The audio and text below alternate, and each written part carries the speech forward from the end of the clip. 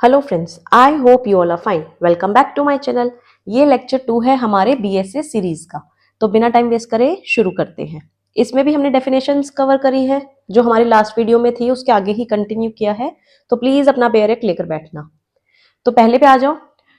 Document document क्या बोल रहा है, देखो एक सेकेंड मैं आपको ये बता देती हूँ। इस वीडियो में या ये जो सीरीज चल रही है इसमें मैं बहुत ज्यादा डिटेल में नहीं जा रही हूँ, ना ही खुद के हैंडमेड नोट्स दे रही हूँ या कुछ डिक्टेशन करवा रही हूँ, क्योंकि ये यूट्यूब की सीरीज है। तो मैं इतना समझा रही हूँ कि हाँ, कंसेप्ट क्लियर हो जाए और आपको वो चीज समझ आ जाए। ठीक है, तो हम देखते हैं डेफिनेशन किसकी, डॉक्यूमेंट की। अब देखो, डॉक्यूमेंट की अगर हम डेफिनेशन ऐसे देखें तो हमें पता है ये बहुत ज्यादा लंबा पैरा लगता है, तो हम इसको ब्रेक डाउन करेंगे। वो मैं अभी बताऊंगी कैसे हम करेंगे। तो डॉक्यूमेंट मतलब कोई भी मैटर जो एक्सप्रेस्ड है, डिस्क्राइब्ड है या कैसे भी otherwise recorded upon any substance, या तुमने रिकॉर्ड किया है किसी भी चीज पे, किसी भी सब्सटेंस पे, कैसे, लेटर्स के थ्रू, फिगर्स के थ्रू, मार्क्स के थ्रू या any other means, by or by more than one of those means, या तो एक ही चीज से या एक से ज्यादा चीजों से भी तुम कुछ भी अगर रिकॉर्ड कर रहे हो उस पे, तो इंटेंडेड टू बी यूज्ड, तुम्हारा यहाँ पे पर्पस क्या है उस चीज का, डॉक्यूमेंट का, टू बी यूज्ड और which may be used for the purpose of, किस पर्पस के लिए, उस मैटर को रिकॉर्ड करने के लिए। प्लस इसमें क्या कुछ इंक्लूड है, इलेक्ट्रॉनिक एंड डिजिटल रिकॉर्ड्स भी। ये चीज हम जानते हैं, जो भी बीएसए में चेंजेस आ रहे हैं वो मेजर चेंजेस क्यों आए हैं, हमारे ई रिकॉर्ड्स की वजह से। ठीक है, तो अब इसको ही मैं ब्रेक डाउन करके बताऊंगी कि हमें इसको कैसे लिखना चाहिए। एक तो हमने पहला पढ़ा, अब इसको हम अगर ऐसे पढ़े तो कैसे लगेगा। देखो, डॉक्यूमेंट मतलब मैंने बोला कोई भी मैटर, कोई भी मैटर वो कैसा होना चाहिए, चाहे वो एक्सप्रेस्ड हो या चाहे कैसा हो, डिस्क्राइब्ड हो। मैंने बोला कोई भी मैटर जो एक्सप्रेस्ड हो या डिस्क्राइब्ड हो, किस चीज पे ये टेबल बनेगी, किस चीज पे, अपॉन एनी, किस चीज पे बोला मैंने अभी, अपॉन एनी सब्सटेंस, किसी भी चीज पर रिकॉर्ड कर रहे हो, लिख रहे हो, एक्सप्रेस कर रहे हो कुछ भी, और कैसे कर रहे हो, बाय मीन्स ऑफ, किसके थ्रू कर रहे हो, लेटर्स के थ्रू कर रहे हो, मार्क्स के थ्रू कर रहे हो या फिगर्स के थ्रू कर रहे हो, और पर्पस क्या है यहां लिख दो, which is used or intended, or intended to be used for, to be used for the purpose of, किस पर्पज के लिए, recording that matter, for the purpose of recording that matter. ठीक है, प्लस लिख दो इंक्लूड्स, क्या इंक्लूड करता है ये हमारा, ई रिकॉर्ड्स या डिजिटल रिकॉर्ड्स भी इंक्लूड करता है। देखो, अब ये हमने पढ़ा इसको चार्ट के फॉर्म में, ऐसे ही हम क्लासेस में डिस्कस करते हैं, ऐसे ही हमारे वहां पे चार्ट्स ही बनते हैं हर चीज के। तो मैंने बोला अगर हम इसको ऐसे देखेंगे तो हमें इजी होगा याद करने में, और इसके कंपैरिजन में तो हमें इजी ही लगेगा। समझ गए? तो मैंने बोला कोई भी चीज तुम लिख रहे हो, डिस्क्राइब कर रहे हो, रिकॉर्ड कर रहे हो किसी भी चीज पे। अब इसको मैंने कैसे याद कर रखा है, लेटर्स, फिगर्स और मार्क्स, क्योंकि प्री में जो क्वेश्चन बनता है ये तीनों ऑप्शन के साथ आ जाता है साइंस, आ जाता है सिंबल्स। तो पूछते हैं इनमें से क्या नहीं है, तो मैंने इसको याद कर रखा है एमएफएल के नाम से, मार्क्स, फिगर्स और लेटर, एमएफएल के नाम से। तो एक्सेप्शंस क्या है इसमें, साइन सिंबल्स नहीं होते हैं। तो by means of letter, figure, marks या कोई भी मीन्स जिसका पर्पज क्या होना चाहिए, मैटर को रिकॉर्ड करने के लिए। ठीक है, एग्जाम्पल क्या दे रखे हैं इसके, राइटिंग इज अ डॉक्यूमेंट, अगर अब मैं यहाँ पे कुछ भी लिख रही हूं ये भी डॉक्यूमेंट है, कुछ भी मैं नोट्स प्रिंट करवा रही हूं, लिथोग्राफ करवा रही हूँ, फोटोग्राफ करवा रही हूँ, वो सब मेरे आ जाते हैं डॉक्यूमेंट्स में। देखो जो हम देखते हैं ना पेड़ों पे जो मार्क्स बने होते हैं, कुछ ना कुछ लिखा होता है, वो भी हमारे डॉक्यूमेंट में इंक्लूड किया जाता है। कोई भी मैं वीडियो रिकॉर्ड कर रही हूँ, मैं अगर मेल भी भेज रही हूँ किसी को, मैं कोई टेप रिकॉर्ड कर रही हूँ, ये सब हमारा किस चीज में आ जाता है, डॉक्यूमेंट में आ जाता है। ओके, आ जाओ अगले पे। अगला बोला है इन्होंने एविडेंस के बारे में। एविडेंस में क्या कुछ इंक्लूड होता है, देखो सारी statements including the statements given electronically, major change क्या आया बीएसए में, इलेक्ट्रॉनिक्स को इंक्लूड किया है। देखो सब जगह इलेक्ट्रॉनिक्स दिखेगा ही दिखेगा। तो evidence means and include all statement including the statements given electronically. देखो हम समझते हैं एविडेंस मतलब हो जाता है सबूत। पहले हम एविडेंस का हल्का सा मतलब देखते हैं। देखो इसका मतलब प्रूफ नहीं होता है कि तुम प्रूफ दे रहे हो किसी चीज का, नहीं। एविडेंस तो सिर्फ एक तरह का इंस्ट्रूमेंट होता है, ये लिख लो। सिर्फ ये एक तरह का इंस्ट्रूमेंट होता है जिसकी वजह से या जिसके through by means of which जिसके through by means of which जो रेलेवेंट फैक्ट हैं वो हम कोर्ट के सामने लाते हैं, are brought before the court. तो मैंने बोला एविडेंस अगर हम देखें, नॉर्मल पूछे हमसे, कोई भी बंदा ये पूछे भाई एविडेंस क्या है, एविडेंस हम प्रूफ नहीं कह सकते। एविडेंस तो एक इंस्ट्रूमेंट है जिसके थ्रू जितने भी फैक्ट्स होते हैं, और उसमें भी कौन से फैक्ट्स, रेलेवेंट फैक्ट्स जो होते हैं वो हम कोर्ट के सामने लाते हैं, उनको वैसे हम एविडेंस कहते हैं। ठीक है, अब डेफिनेशन क्लॉज के हिसाब से चलते हैं। कह रहा है evidence means and includes all statements including statement जो इलेक्ट्रॉनिकली दी जा रही है, जो कोर्ट परमिट करता है, कोर्ट कहता है हाँ भाई ले आओ, or requires to be made before it by the witnesses. इसका मतलब पार्टीज दे रही है कोई भी चीज, कोई भी स्टेटमेंट दे रही है, या कोई भी विटनेस अगर स्टेटमेंट दे रहा है in relation to the matters of fact, matters of fact, fact के रिगार्डिंग कोई भी स्टेटमेंट दी जा रही है, तो वो क्या माना जाता है, हमारा ओरल एविडेंस माना जाता है। तो एविडेंस दो तरह के होते हैं, एक होता है ओरल एविडेंस, एक होता है डॉक्यूमेंट्री एविडेंस। तो ओरल एविडेंस कौन से एविडेंस, जो भी पार्टीज एविडेंस दे रही है, स्टेटमेंट्स दे रही है, या विटनेसेस कोई भी स्टेटमेंट दे रहे हैं, that is considered to be oral evidence. But documentary evidence कौन से होते हैं, सारे डॉक्यूमेंट्स, चाहे इलेक्ट्रॉनिक डॉक्यूमेंट हो, डिजिटल रिकॉर्ड्स हो, जो तुम कोर्ट के सामने प्रोड्यूस कर रहे हो, ला रहे हो, क्यों ला रहे हो, इंस्पेक्शन के पर्पज से, produce for the inspection of the court. तो तुम कोर्ट के सामने वो चीज क्या कर रहे हो, प्रोड्यूस कर रहे हो, उन डॉक्यूमेंट्स को हम क्या बोलेंगे, डॉक्यूमेंट्री एविडेंस। ठीक है, अगले पे आ जाओ, फैक्ट। यही मैंने बताया कि पूरा हमारा भारतीय साक्ष्य अधिनियम फैक्ट के अराउंड ही रिवॉल्व करता है। तो ठीक है, हम देखते हैं फैक्ट का मतलब क्या है। देखो कह रहे हैं कोई भी चीज कुछ भी हो सकता है, स्टेट ऑफ थिंग्स, जो स्टेट ऑफ थिंग्स कुछ टाइम से चलती आ रही है, स्टेट ऑफ थिंग्स एक समय से चलती आ रही है, उसको हम कहते हैं स्टेट ऑफ थिंग्स। या फिर रिलेशन ऑफ थिंग्स, कुछ ऐसी चीजें जिनके बीच में रिलेशन बताया जा रहा है। Capable of being perceived by the senses, कोई भी ऐसी चीज जो हम सेंसेस के द्वारा परसीव कर सकते हैं, जैसे एनीथिंग, थिंग में कुछ भी लगा लो, स्टेट ऑफ थिंग जो मैंने बोला एक साल से या कुछ समय से चलती आ रही है, जैसे कि हमने एक साल से मास्क पहना था कोविड के दौरान, तो ये क्या है, कुछ स्टेट ऑफ थिंग्स के बारे में बताया है।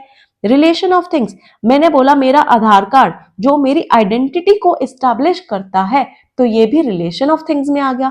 Capable of being perceived bye senses, जो भी चीज, सेंसेस मतलब जो भी मैं चीज देख रही हूं, सुन रही हूं, हियर कर रही हूं, या फिर स्मेल कर रही हूं एक्सेट्रा, या कोई भी चीज फील कर रही हूं अपने स्किन के through, that is considered to be fact. Okay, अब देखो ये वाला जो फैक्ट है वो हमारा आया फिजिकल फैक्ट में। अब कुछ फैक्ट ऐसे होते हैं जो मेंटल फैक्ट भी होते हैं। तो इसका मतलब हमारा फैक्ट कितने टाइप का है, हमारा फैक्ट है दो टाइप का, एक होता है फिजिकल फैक्ट, एक होता है मेंटल फैक्ट। अब मेंटल फैक्ट क्या है, कोई भी मेंटल कंडीशन, अब मेंटल कंडीशन का मतलब क्या हुआ, हमारी चाहे उस चीज में नॉलेज हो, इंटेंशन हो, या मेरा किसी चीज के पीछे मोटिव हो, of which any person is conscious, भाई उसको उस चीज के बारे में पता है, मेरी ये इसके प्रति इंटेंशन है और ये चीज मैं जानती हूं, तो ये भी फैक्ट में कंसीडर होगा। बट कौन सा फैक्ट कंसीडर होगा, ये होगा मेंटल फैक्ट। ठीक है, तो ये होता है फैक्ट का मतलब। तो ये देखो फैक्ट सिर्फ ये नहीं होता कि हाँ तुमने कुछ कह दिया, तुमने कुछ देख लिया, दैट इज फैक्ट, नहीं। चाहे वो एक लंबे समय से चलती आ रही हो, किसी के बीच में रिलेशन बता रहा हो, या हमारा खुद का मेंटल ओपिनियन हो, तो ये सब कुछ फैक्ट में इंक्लूड होता है। ठीक है, अब इसका इलस्ट्रेशन देखते हैं। that there are certain objects arranged in a certain order, एक certain place पे कुछ ऑब्जेक्ट्स हैं जो मैंने अरेंज कर रखे हैं ढंग से एक जगह पर, वो भी फैक्ट में कंसीडर होता है। ठीक है, डेट अ पर्सन हर्ड और सो समथिंग, हाँ मैंने सुना था वहां से मेरे को फायर की आवाज आई थी, तो ये क्या हो गया, फैक्ट हो गया। That a person said certain words, उस मैंने उसको सुना था, उसने कहा था कि मैं ए को मार दूंगा अगर उसने मेरे पैसे नहीं दिए, तो ये क्या है, फैक्ट है। समझ गए? आ जाओ अगली डेफिनेशन पे। अब इस वीडियो की लास्ट डेफिनेशन है ये वाली, क्या बोल रहा है, फैक्ट इन इशू के बारे में बता रहा है।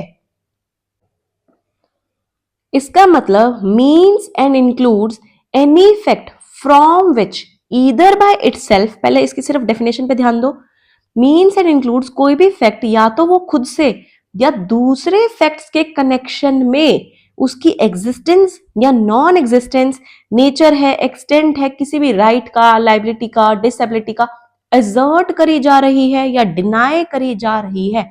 इसमें जो मेन फोकस करने वाला टर्म है वो क्या है, एजर्ट करी जा रही है या डिनाई करी जा रही है।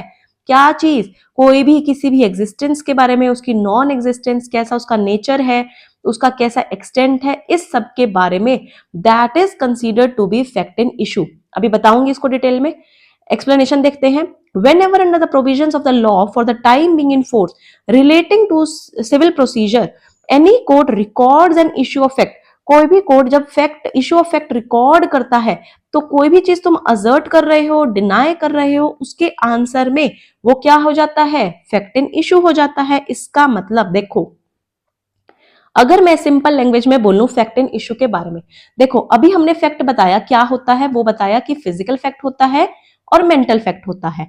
अब इसके अलावा हमारे फैक्ट दो तरह के और कौन से होते हैं जिसपे हमारा पूरा बीएसए बेस्ड है, कौन सा, एक होता है फैक्ट इन इशू और एक होता है रेलेवेंट फैक्ट। इसमें अक्सर कंफ्यूज हो जाते हैं कि फैक्ट इन इशू क्या होता है और रेलेवेंट फैक्ट क्या होता है। देखो अब ऐसा नहीं है कि सारे फैक्ट्स जो होते हैं वो फैक्ट इन इशू होते हैं। इसका मतलब जो भी मैंने चीज देखी है, जो भी मैंने सुनी है, परसीव करी है सेंसेस से, या कोई भी स्टेट ऑफ थिंग्स है, वो सारे फैक्ट इन इशू हैं। ऐसा होता है, आंसर इज नो, वो तो हमारे फैक्ट होते हैं। अभी तो पढ़कर आए। तो madam ji fact in issue क्या है, फैक्ट इन इशू जो चीज एक बंदा तो बोल रहा है, अजर्ट कर रहा है कि हाँ ये है, पर एट अ टाइम दूसरा बंदा उस चीज को डिनाई कर रहा है।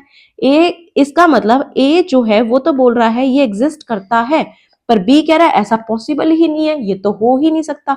तो जिस पे इन दोनों का डिस्प्यूट आ गया, जो वो हमारा बन जाता है फैक्ट इन इशू, कि ये बोल रहा है हाँ, ये बोल रहा है ना।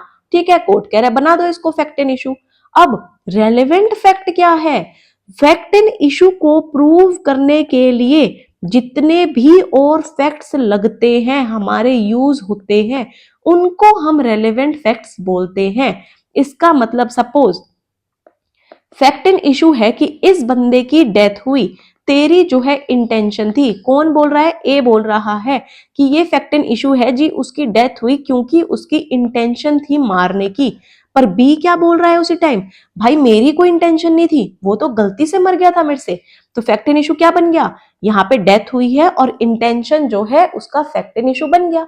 अब यहाँ पे रेलेवेंट फैक्ट क्या होगा, मैंने बोला जो भी फैक्ट्स हमें लगेंगे फैक्ट इन इशू को प्रूव करने में, वो सारे फैक्ट्स रेलेवेंट फैक्ट है। इसका मतलब तो अब यहाँ पे क्या प्रूव करना पड़ेगा, सर जी मैंने देखा था, क्या देखा था, उसके रूम में नाइफ पड़ा था, मैंने लास्ट के उसके मैसेजेस पढ़े, मैसेज में लिखा था कि कल तक तूने अगर मेरा पैसा नहीं दिया, मेरा काम नहीं दिया, मैं तेरा खून कर दूंगा। तो ये सब क्या है, रेलेवेंट फैक्ट्स हैं, क्योंकि ये मेरे को क्या मिल गए, सरकमस्टांस के बेस पे एविडेंस मिल गए। और जो मेरा क्या प्रूव कर रहा है, फैक्ट इन इशू को प्रूव कर रहा है। तो ये जितने भी मैंने ये वाले फैक्ट्स बताए हैं, ये मेरे रेलेवेंट फैक्ट्स है। और फैक्ट इन इशू क्या था हमारा, डेथ, और उसकी वजह से क्या हुआ, इंटेंशन अरोज हुआ। ठीक है, अब एक इलस्ट्रेशन देख लेते हैं, ये जो पेयर एक्ट में ही गिवन है। A is accused of the murder of B, A accused है, ए को बोला कि हाँ भाई तूने जो है बी का मर्डर कर दिया। ठीक है, ए पे ये इल्जाम था। At his trial the following facts में बी इन इशू, तो अब फैक्ट इन इशू क्या क्या होगा, कि ए ने बी की डेथ करी, हाँ जी ये फैक्ट इन इशू है। ए का इंटेंशन था, फैक्ट इन इशू है। A had received grave and sudden provocation from B. कह रहे हैं जी बी ने मुझे उकसाया, अचानक ग्रेव एंड सडन प्रोवोकेशन हुआ, मुझे अचानक गुस्सा आया। तो ये हमारा बन गया फैक्ट एंड इशू। अब इसके रिगार्डिंग रेलेवेंट फैक्ट क्या होएगा, मैं प्रूव करूंगी कि बी ने मुझे ऐसे ऐसे बोला जिसकी वजह से मुझे गुस्सा आया। That A at the time of doing the act, जिसकी वजह से बी की डेथ हुई थी, बाय रीजन ऑफ अनसाउंडनेस, कि जी मैं तो अनसाउंडनेस के मारे पता ही नहीं लगा मैंने क्या कर दिया। तो ये हमारे बन गए फैक्ट एंड इशू। अब यहाँ पे हमें रेलेवेंट फैक्ट कैसे प्रूव करने होंगे, किसी और तथ्यों के द्वारा, किसी और फैक्ट्स के द्वारा। अब वो कुछ भी हो सकते हैं, हम डायरेक्ट एविडेंसेस भी दे सकते हैं कि जी ए ने तो बी को, ए यहाँ पे ए नहीं आएगा, मिस्टर एक्स ने तो जी खुद ए को देखा बी को मारते हुए। हाँ ठीक है, मान लिया बी ने गुस्सा दिलवाया था, बट ए ने बहुत बेरहमी से मारा। तो यहाँ पे जो एक्स बोल रहा है ये हमारा बन गया रेलेवेंट फैक्ट। सिमिलरली ये तो direct evidence. Similarly circumstantial evidences, जो अभी जस्ट मैंने बताया कि हाँ जी सर मैंने उसका मैसेज देखा था, वो कोई गुस्से में नहीं था, उसने तो प्लान कर रखा था पहले से कि मैं तो मारूंगा। तो ये सारे हो गए हमारे रेलेवेंट फैक्ट्स। और फैक्ट एंड इशू क्या है, हमारे ये वाले पॉइंट्स। ठीक है, आई होप आपको ये fact and issue, relevant fact समझ आ गया होगा। इस वीडियो में इतना ही। मैं छोटे छोटे वीडियोस इसीलिए बना रही हूं ताकि हम अपने कंसेप्ट्स को क्लियर करते चले।